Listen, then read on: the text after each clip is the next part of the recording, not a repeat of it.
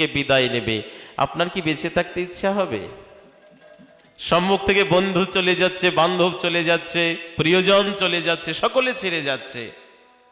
এক সময় আপনিই চাইবেন, হে ভগবান, তুমি সবাইকে নিয়ে যাচ্ছ, আমাকে কি একটু চোখে দেখো না।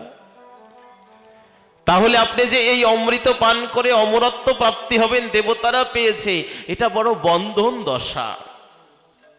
দেবতারা চায় আমরা বাধা থাকতে চাই না, আমরাও এই বন্ধনের শৃঙ্খল থেকে মুক্তি লাভ করে আমরা রাধা গোবিন্দ চরণে অনন্ত কালের মতো সমর্পিত হয়ে থাকি।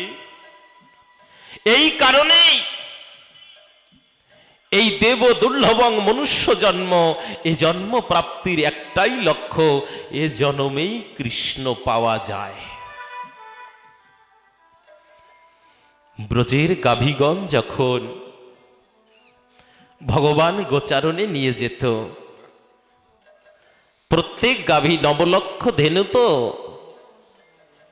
আমাদের নবদার নববিধা ভক্তি, এগুলো একটাও বাহিরে নয়। যদি তার নববিধা ভক্তি জাগ্রত না হয়, তাহলে তার হৃদয় চিত্তে ভগবত আসক্তি আসে না। যখন ওই গোধেনু নিয়ে ভগবান গোচারণে যেত, সকল গাভীগণের লক্ষ্য একটাই, কৃষ্ণ বদন।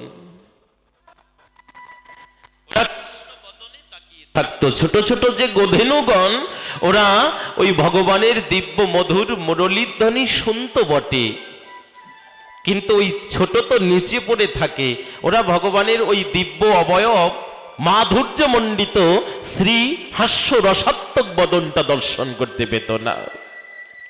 ওরা বড় কাঁদত, প্রভু আমাদের ব্রজে জন্ম দিয়েছ সত্য, কিন্তু তুমি কি জানো না